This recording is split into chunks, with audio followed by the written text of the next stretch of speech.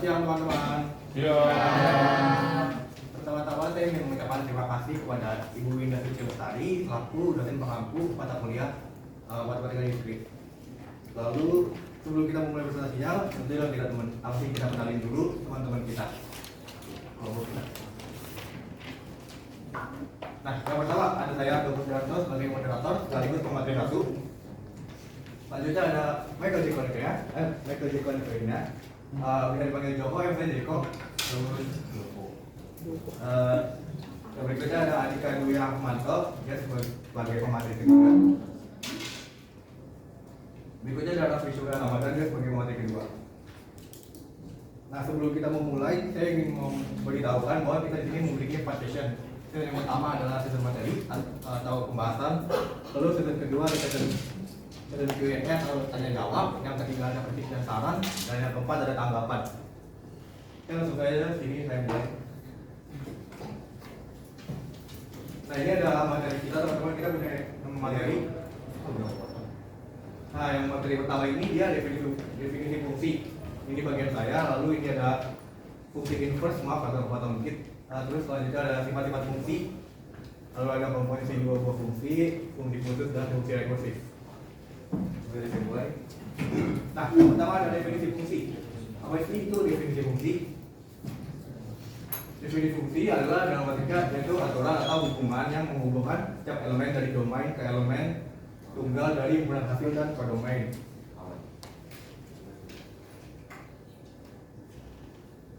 Nah, ini misalkan A dan B adalah himpunan sebuah fungsi f dari A ke B adalah penugasan setiap elemen di A dengan tempat satu elemen di B. Nah,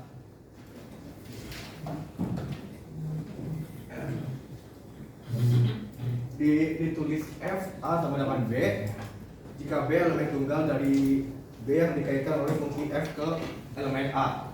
Lalu yang ketiga ada lambang yang digunakan untuk menyatakan f atau fungsi dari A ke B ditulis sama dengan f sama dengan A ke B. Nah, selanjutnya akan dibacakan oleh teman saya nih. Di sini saya akan jelaskan fungsi inverse. Pertama-tama apa sih fungsi inverse itu? Fungsi inverse itu sebenarnya fungsi dari kebalikan dengan fungsi asalnya. Langsung aja kita coba. Ini ada fungsi asal contoh-contoh jenis-jenisnya. Langsung aja contoh soal.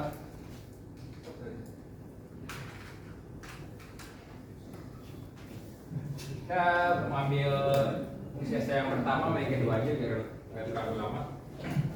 Ini ada soal misal fx sama dengan 2x plus 5.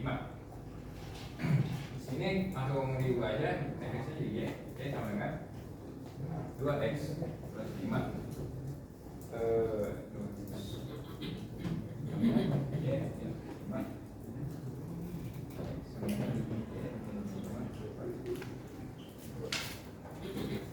Nah, ini sebenarnya ini aja udah jadi. Nah, cuman karena fungsi inverse, kita ubah langsung ke fungsi inverse-nya.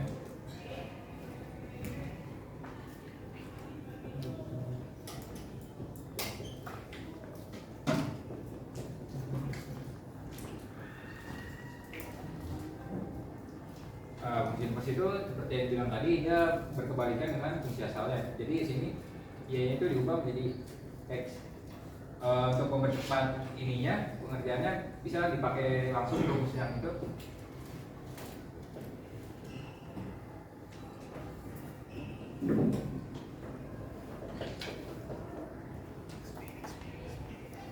Nah, sebenarnya kita bisa langsung aja nih kalau udah punya rumus ini.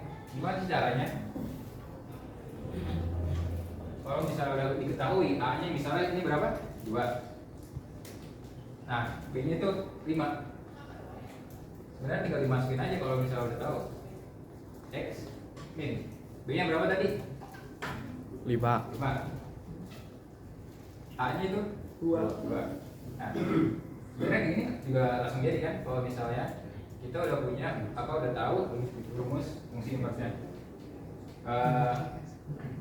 Saya contoh satu lagi.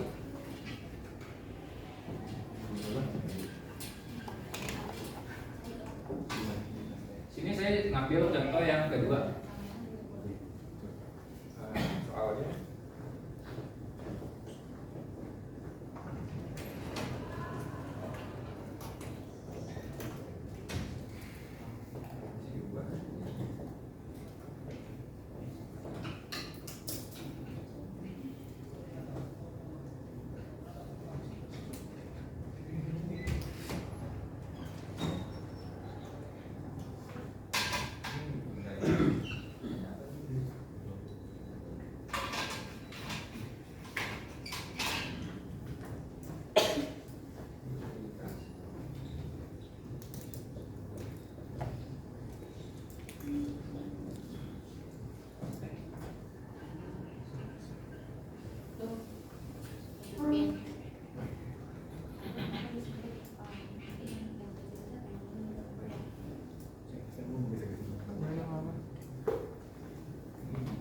dikali ulangi seperti biasa.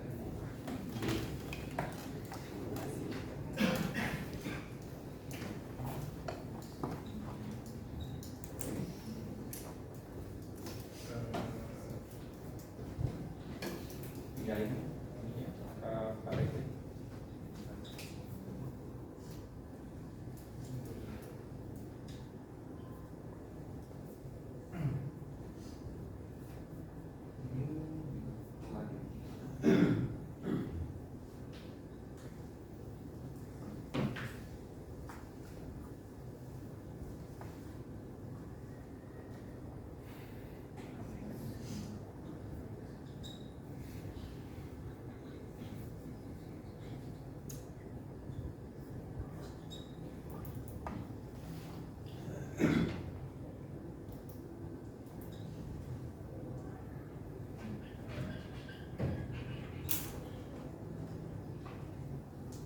Nah, ini sebenarnya gampang, kita kayak kerjain ini saja dulu, dikali pelanggannya, terus gimana hasilnya dapetnya. Kalau udah kayak gini, kayak tadi diubah lagi ke fungsi inverse-nya. Gimana cara mengubahnya? Inverse.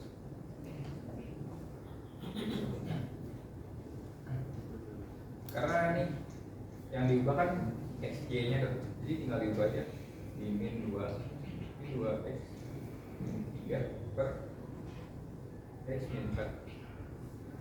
Nah, ini fungsi udah jadi. Nah, kalau misal kita udah tahu juga cara jenis-jenis fungsi inverse ini, sebenarnya bisa langsung juga. Misalnya ini harus diketahui A, B, C, A, B, C sama D-nya harus sudah diketahui.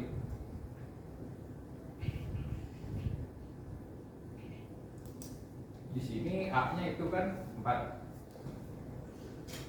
B-nya 3, C-nya 1, D-nya 2. Nah, kalau tinggal masukin rumusnya itu aja, min dx min B per dx min A. Nah, karena yang diketahui tadi D-nya berapa? D-nya berapa? 2. Karena min dx jadi min 2x. Min D-nya berapa? Min 3. Min jadi min berapa?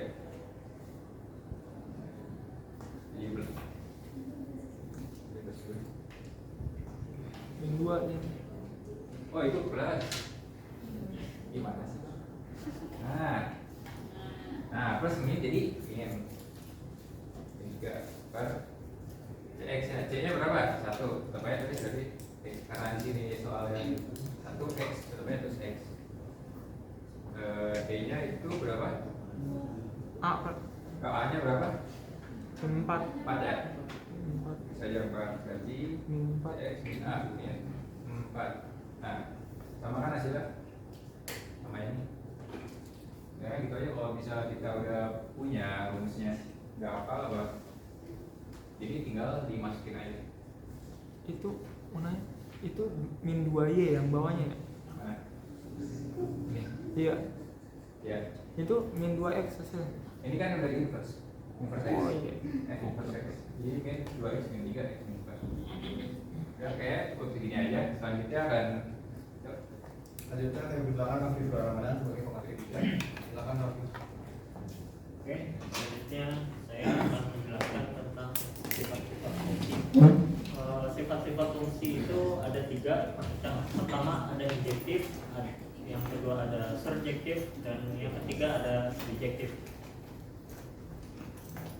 Fungsi injektif itu adalah f untuk fungsi injektif itu adalah f untuk a atau b adalah fungsi injektif apabila a tidak sama dengan b berakibat fa tidak sama dengan fb atau ekuivalen. Jika a sama dengan b, maka akibatnya f a sama dengan fb. Untuk yang total ya,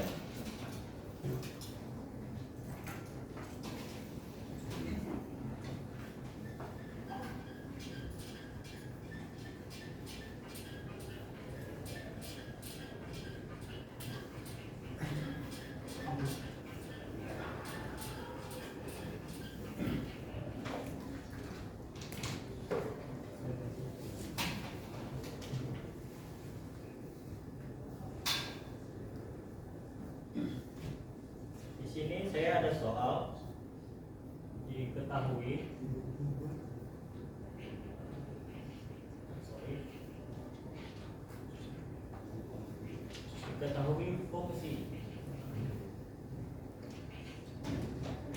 f sama dengan r untuk bilangan real dengan rumusnya fx sama dengan x pangkat 2 atau x kuadrat. Di sini kita akan membuktikan apakah fungsi ini terbukti injektif atau tidak. Untuk membuktikannya,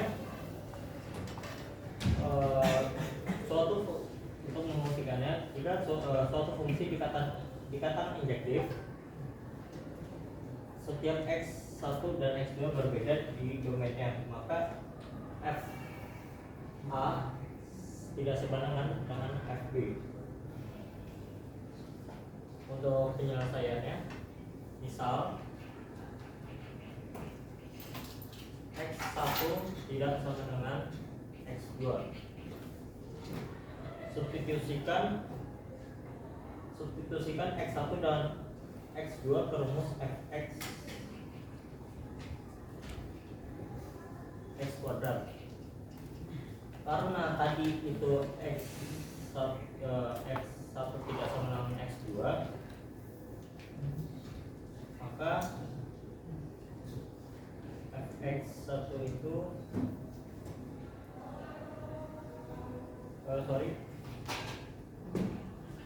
situ disubstitusikan dulu ternyata.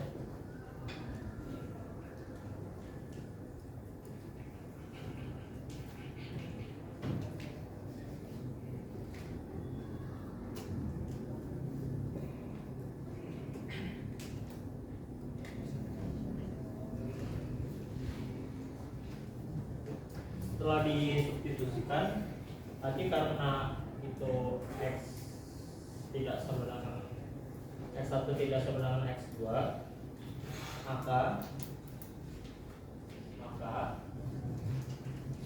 x1 kuadrat tidak sama dengan x2 kuadrat. Jadi terbukti fungsi ini adalah fungsi injektif. Selanjutnya fungsi subjektif. Fungsi subjektif ini dapat diartikan hanya jika untuk sebarang b dalam domain b besar dipasangkan paling tidak satu a dalam domain a sehingga berlaku fa sama dengan b. Untuk contoh soalnya,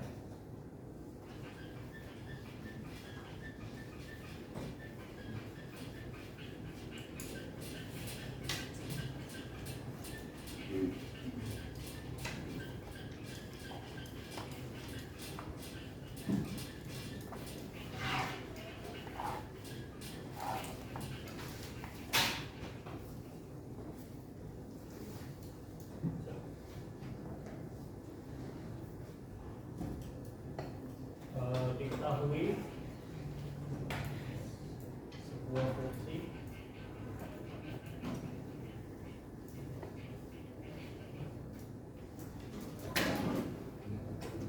fungsi f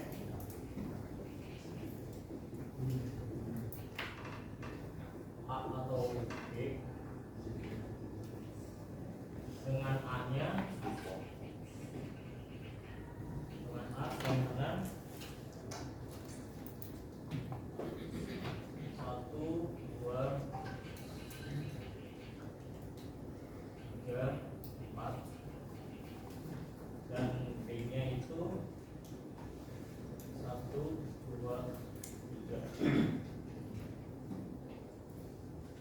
Di sini untuk penyelesaiannya ditentukan dulu apakah fungsi subjektif. Kita memeriksa setiap elemen di B memiliki pasangan A. Dan di sini sudah bisa diketahui di B itu memiliki pasangan 1, 2, 3. Memiliki dalam setiap elemen B itu 1, 2, 3 memiliki pasangan 1, 2, 3 juga. Contohnya itu F1 kemenangan 1, F2 kemenangan 2, F3 kemenangan 3. Jadi ini sudah terbukti bahwa fungsi ini fungsi subjektif.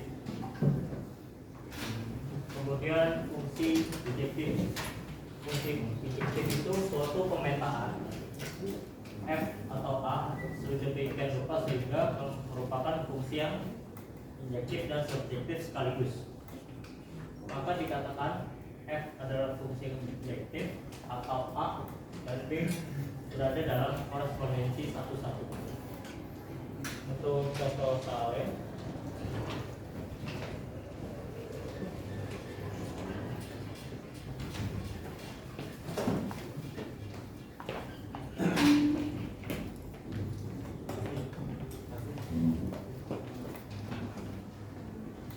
bukan dulu. oke, di sini diketahui bahwa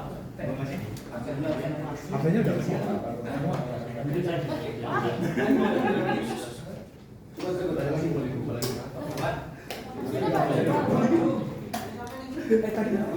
Oh bukan.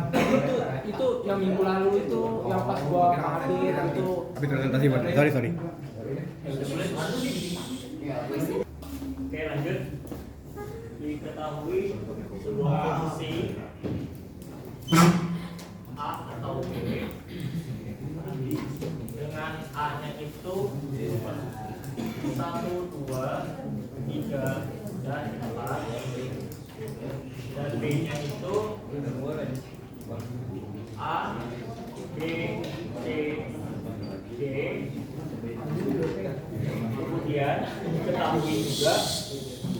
Kemudian diketahui juga F1-nya itu A, F2-nya itu B, F3-nya itu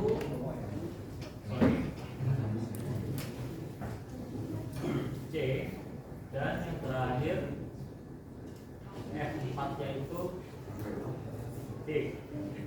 Oke, di sini kita akan menentukan apakah fungsi ini bijektif atau tidak.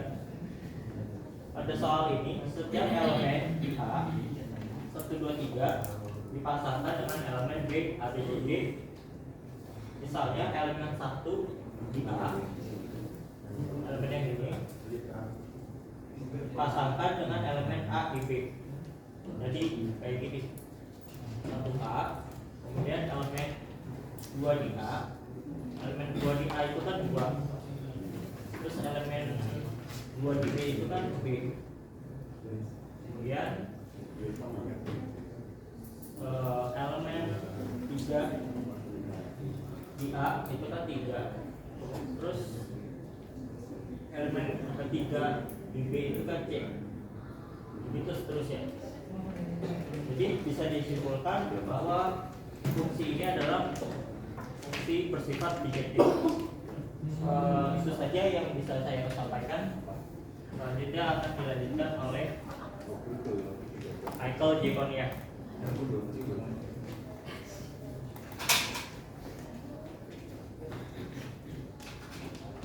Oke, selanjutnya ini kita akan membahas komposisi dua buah fungsi. Tapi sebelum itu saya menghapus papan dulu sebentar ya.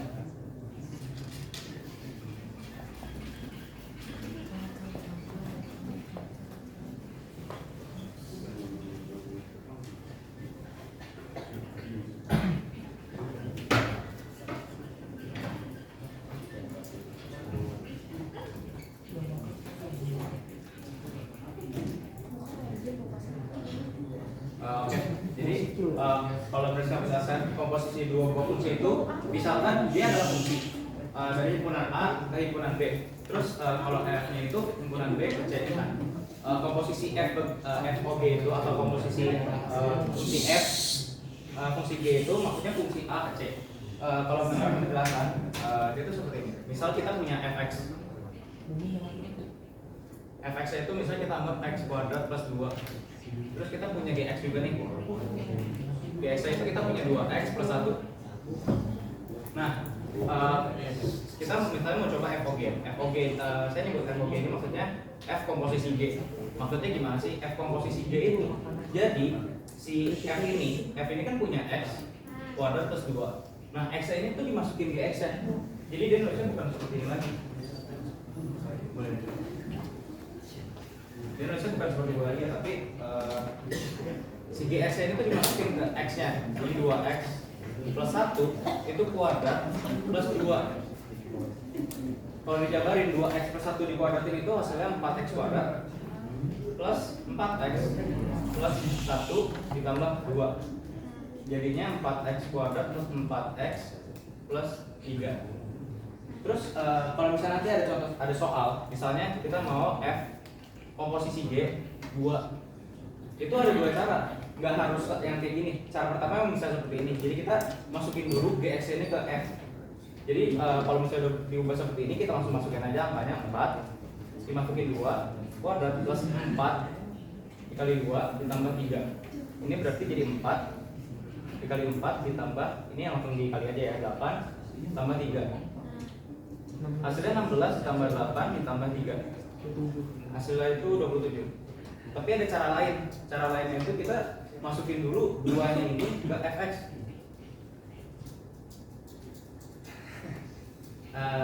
Maksudnya dimasukin ke gx nya dulu. Karena kan ini komposisi g, jadi kita masukin di g-nya dulu.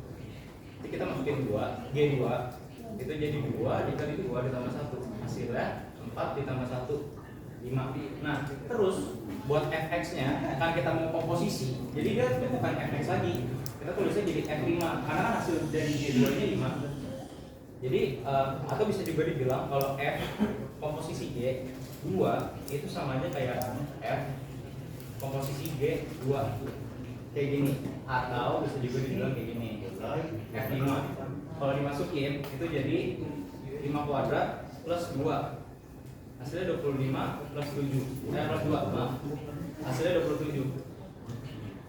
Dengan cara yang berbeda gini hasilnya sama aja. Ini kalau bisa dibikin contoh yang singkatnya itu misalnya kita punya dua mesin A dan mesin B. Mesin A ini dia membuat bolanya, terus mesin B ini membuat bolanya jadi warna merah misalnya. Nah, kan sebenarnya bisa aja mesin itu membuat bolanya langsung bola merah. Ini contohnya seperti ini. Tapi bisa juga dia membuatnya satu-satu dulu, membuat bolanya dulu dengan warna putih atau warna karet gitu, terus baru diwarnai jadi warna merah. Kurang lebih penjelasannya seperti itu. Nah, selanjutnya ini saya akan menjelaskan jenis fungsi sebenarnya. Jadi jenis fungsi itu ada dua, yaitu fungsi khusus dan fungsi rekursif. Terus sebentar.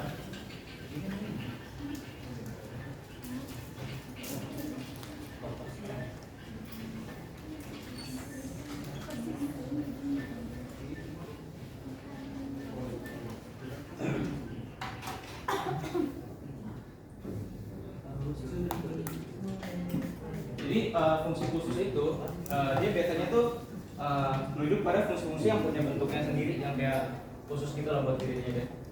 Contoh ini pertama ada fungsi floor and ceiling, bisa dicatat dulu sambil saya jelasin. Jadi fungsi floor itu dia ada lambangnya, yaitu kayak L, terus ada L kebaliknya juga. Nah, kalau fungsi ceiling itu dia kebalikannya, dia kayak ada garisnya tuh di atas. Kalau floor itu yang di bawah nih garisnya nih. Kalau ceiling itu yang di atas. Bedanya apa sih? Kalau floor itu misal kita punya angka 3,4. Kalau kita pakai fungsi floor kayak gini, itu dia bakal diturunin ke bawah. Dia bakal jadi 3. Sedangkan kalau kita punya fungsi ceiling, meskipun dia 3,4, tapi kalau di ceiling dia hasilnya itu 4, karena nanti dia bakal dibulatin ke atas. Bisa kalian catat dulu.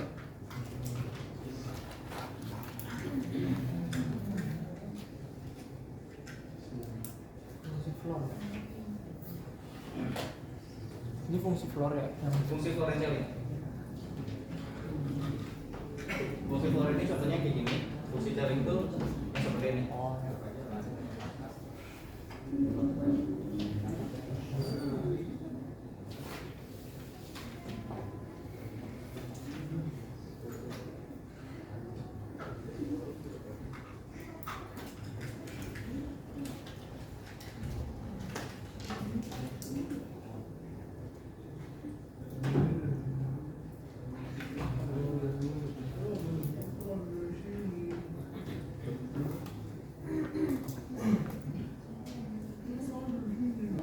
Bisa.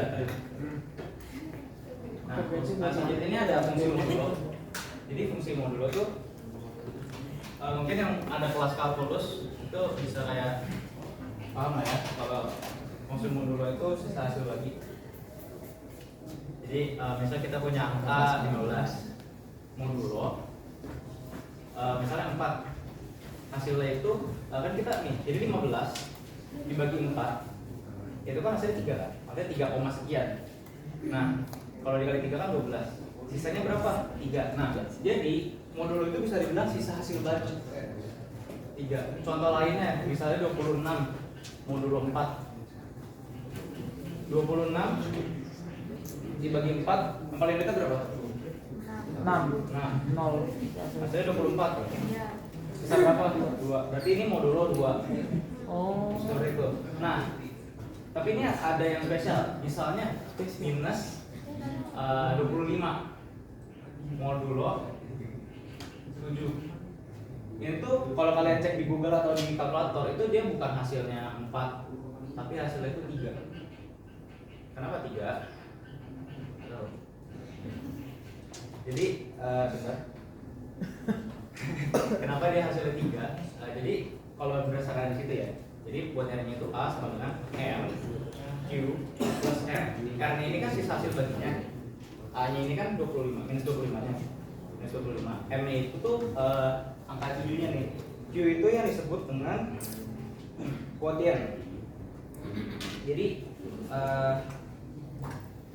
cara cari quotientnya tuh gini. Minus 25 kalau dibagi 7 itu kan hasilnya minus 3 ya, minus 3. Berarti kan dia 21.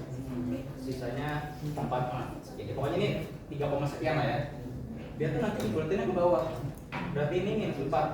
Berarti Q-nya yang kita dapat ini Q ya. Itu minus 4. Hasil dari minus 3 ini yang dibuletin ke bawah.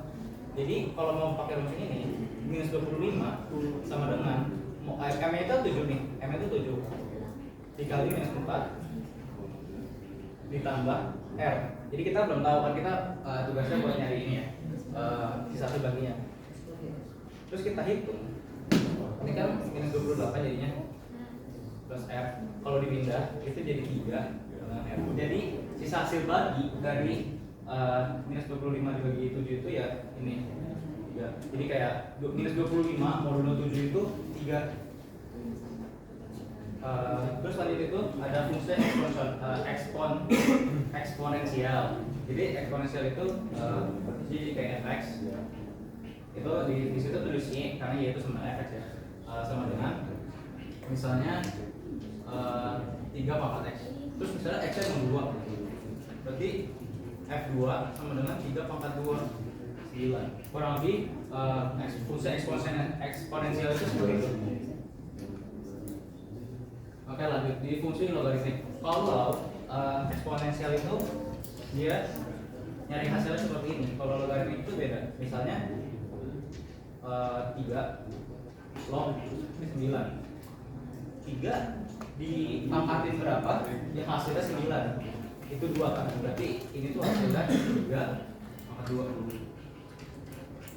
Terus ada lagi misalnya 2 log 8. Ini hasilnya 2 dipangkatin berapa? Hasilnya 8. Kayak gitu. Terus ada fungsi linear. Jadi fungsi linear itu kayak tadi ada juga contoh fx ya, kayak 2x plus 1 atau berapa. Itu juga hanya tinggal dimasukin aja, x-nya dimasukin ke dalam si fungsinya. Nanti itu dia ada grafik kurvanya. Kalau linear itu dia kayak lurus gitu. Terus ada fungsi kuadrat kan. Fungsi kuadrat itu juga dia fx. Misalnya 2x kuadrat plus 2x plus 1. Nah, fungsi kuadrat itu nanti dia kurva grafiknya itu bentuk U. Cuma nanti posisinya di mana itu tergantung lagi sama fungsi yang ada. Nah, terakhir ini ada fungsi mutlak. Fungsi mutlak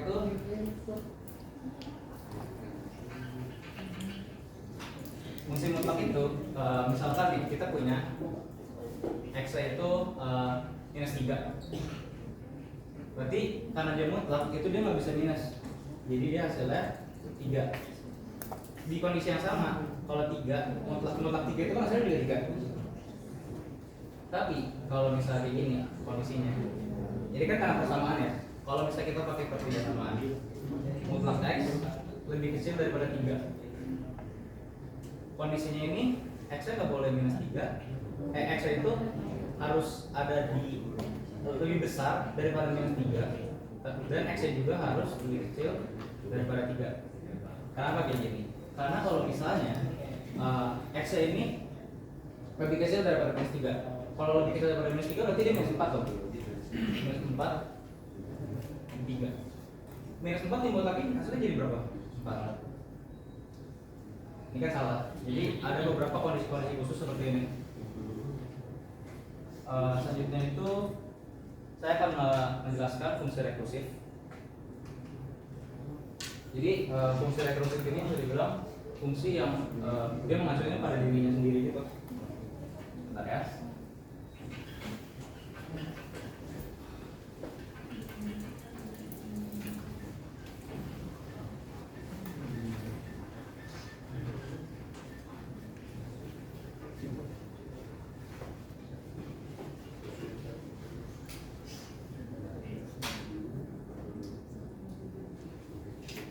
Jadi di fungsi rekursif itu ada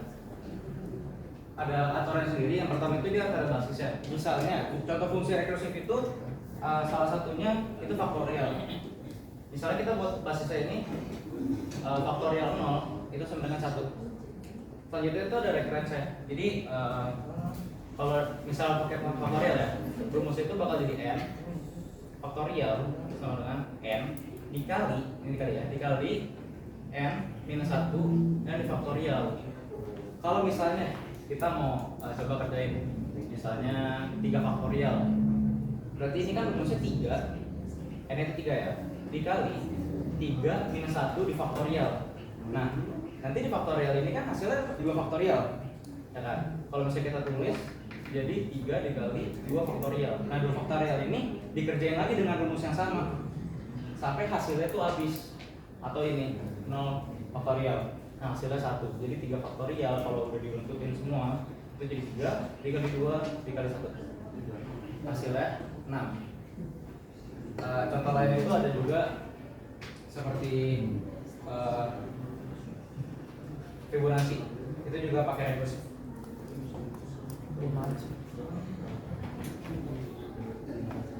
Sekian dari saya. Oke teman-teman, sesi materi kita sesi yang pertama telah selesai. Berikutnya kita akan memasuki sesi Q&A atau sesi tanya jawab. Bagi yang ingin bertanya silakan angkat tangan sebutkan dari kelompok berapa. Nah, saya mau nanya, saya Zikir Matauzi dengan NIM 2023-0801-275 dari kelompok 3 ya? Dari kelompok 3 tentang fungsi komposisi. Tadi kan ada peribaratan yang tentang FOGX ya, komposisi ya. Gimana kalau ada kondisi di mana pakainya tuh GOFX, jadi FX itu di dalam GX. Oh ya, kebalikannya ya? Iya, boleh dikasih contoh? Boleh dikasih contohnya? Kita keep dulu pertanyaannya ya. Oke.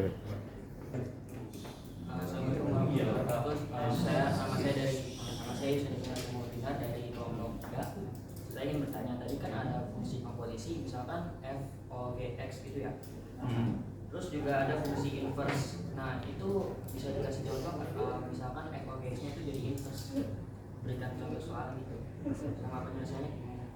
Contoh dari kalau komposisi di inverse gitu ya. Iya. Oke, pertanyaan kita keep dulu ya. Terima kasih. Ya,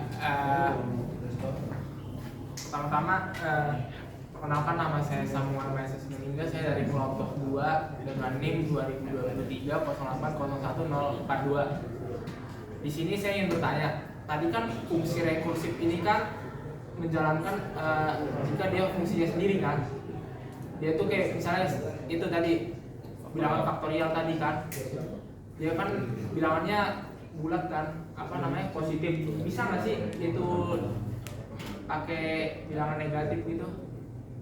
Kalau bisa, kalau nggak bisa, alasannya kenapa? Kalau bisa tolong diberikan contohnya Mas. Terima kasih, itu aja. Oke, kita keep dulu ya pertanyaannya. Varela dari kelompok kelompok 8 dengan NIM 2027-0801-156 yang bertanya dalam komposisi dua fungsi itu kan berarti F komposisi G di mana ada 3 himpunan yang mana itu nyambungin himpunan dari A misalnya ke C tadi tapi melalui B. Itu bisa dikatakan subjektif juga nggak atau mungkin dikatakan objektif karena dia kan ada 3 himpunan gitu. Apakah dia harus dari A semua dipasangkan ke B, dari B dipasangkan ke C semua agar dikatakan subjektif atau dari A ke C aja gitu. Terima kasih. Oke. Oke, saya akan menjawab pertanyaan dari Zikri. Tadi Zikri nanya contoh komposisi itu kan tadi ada FOG, kalau GOF gimana ya? Jadi saya contohin tadi aja, kalau fx nya itu x kuadrat plus 2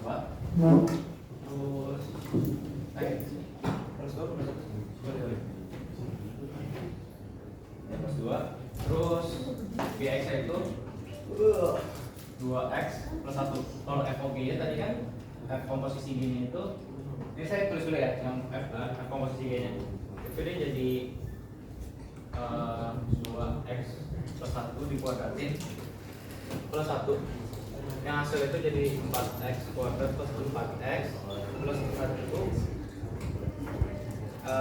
ya plus 1 sorry plus 2 yang hasilnya jadi 4x kuadrat plus 4x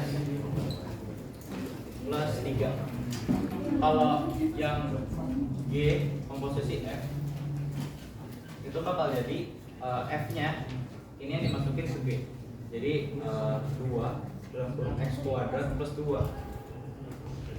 ditambah 1 jadi hasilnya 2x kuadrat plus 4 plus 1 jadi 2x kuadrat plus 5 dia hasilnya bakal beda sama F komposisi G karena kan jadi perumpamaan yang lucu tuh jadi kayak gini. Misalnya kita punya Oreo, kita kan Oreo itu ada cookiesnya, yang cookiesnya ini ada krimnya, terus ada cookiesnya lagi. Anggap ini FOG, FOG nya tuh cookies, krim, cookies. Kalau GOF itu sebaliknya, krim, cookies, krim. Jadi kayak cookiesnya di dalam krim, jadi kurang lebih seperti itu. Dia hasilnya bakal beda kan? Cara perhitungannya apa sudah menjawab? Terima kasih. Oke, selanjutnya saya akan menjawab pertanyaan dari Samuel. Tadi pertanyaannya, apakah bilangan negatif bisa digunakan dalam fungsi rekursif atau tidak ya? Iya. Oke, jawabannya ya bisa. Bilangan negatif dapat digunakan pada fungsi rekursif asalkan fungsi tersebut dirancang untuk menangani bilangan negatif dengan benar. Makasih. Saya mau menjawab pertanyaan dari Saiful. Tadi nanya apakah komposisi fungsi itu termasuk bersifat subjektif. Jawabannya komposisi fungsi itu tidak selalu memiliki sifat subjektif meskipun sifat subjektif dan fungsi-fungsi penyusunnya mungkin berpengaruh. Gimana? Sudah dijawab? Kalau digambarkan ada ini nggak bisa divisualisasi? Oke, sudah.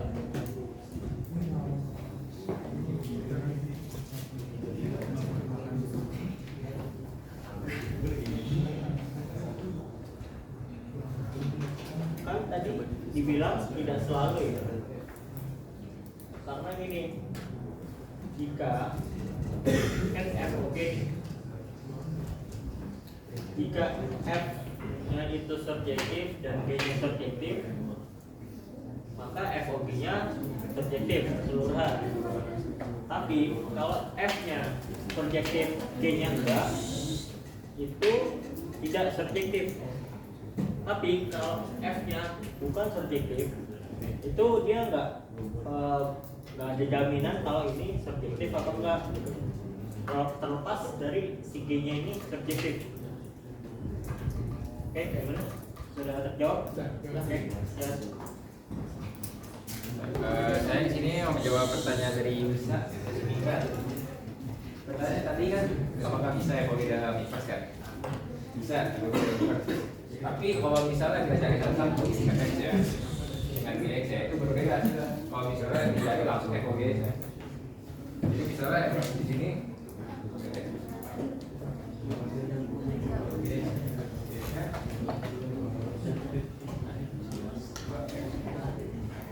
nah kalau misalnya kita cari salah satu itu hasilnya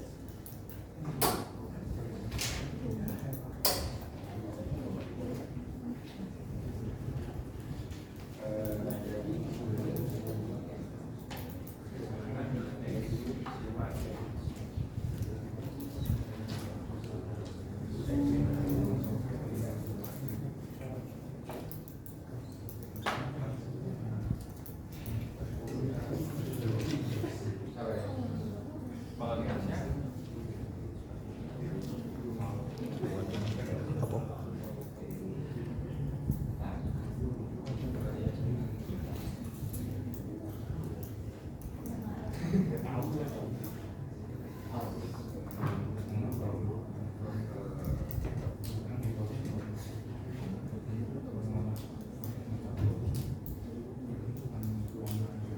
ini kalau misalnya bisa itu hasilnya bakal seperti ini. Kalau misalnya kita nyari FOGX nya,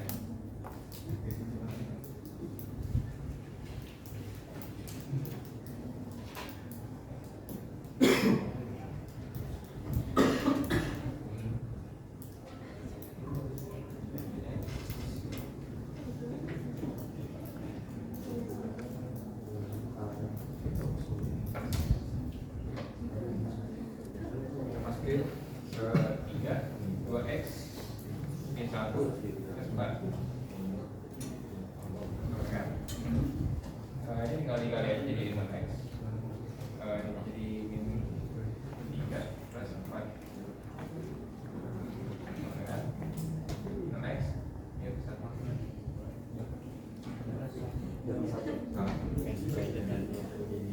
Nah, oh ini bisa dikosong. Jadi inverse dari ini 6x 1.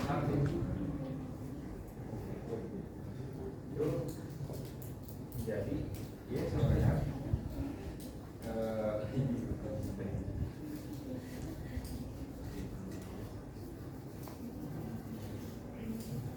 oh jadi ingat x plus 1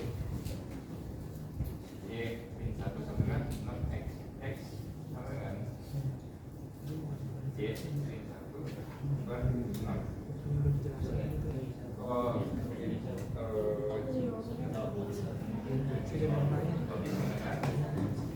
x y 1 per 6 karena ini persen ribuan x ya.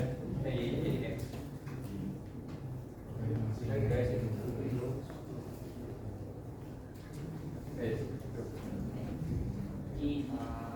Intinya tuh kalau misal FOG yang diubah ke inverse sama efektivitas yang gue bilang satu tadi diubah itu nggak bisa diubah ke satu. Nah jadi kalau berbeda, tapi ya langsung aja kalau bisa mencari seperti ini. Oke teman-teman, jadi tanya jawab untuk yang kedua udah selesai. Selanjutnya kita akan masukin tadi tanggapan. Jika ingin ada yang memberi tanggapan boleh 1 atau 2 orang. Oke, perkenalkan nama saya Samuel dari kelompok 2. Jadi saya ingin memberikan tanggapan nih. Menurut saya sih udah cukup bagus ya. Cuma mungkin kedepannya ya bisa lebih menghadap ke audiens lagi ya dalam mengajari kita lah, sehingga kita dapat mengerti untuk masa depan yang lebih baik. Kayak gitu ya. Oke, selanjutnya kita akan memasuki sesi yang terakhir, yaitu jadi kritik jabatan. Jika teman-teman ada yang mempunyai kritik untuk kita, boleh. Ya udah, perkenalkan nama saya Samuel dari kelompok 2, ingin memberikan saran. Jadi menurut saya terima kasih sudah memberikan kami penjelasan terkait materi fungsi. Jadi mungkin saran saya ke depan itu kalau ini dalam diskusi bisa kita maju ke depan gitu, implementasi juga contoh-contoh soal tadi gitu. Mungkin itu aja dari saya. Terima kasih. Oke, terima kasih Sam. Akhirnya kita telah sampai di penghujung presentasi. Terdapat beberapa poin penting yang sudah kami sampaikan tadi oleh Jeko, Dika, dan Raffi dan saya. Cukup sekian dari kelompok kami. Jika ada kekurangan mohon maaf. Assalamualaikum warahmatullahi wabarakatuh. Waalaikumsalam.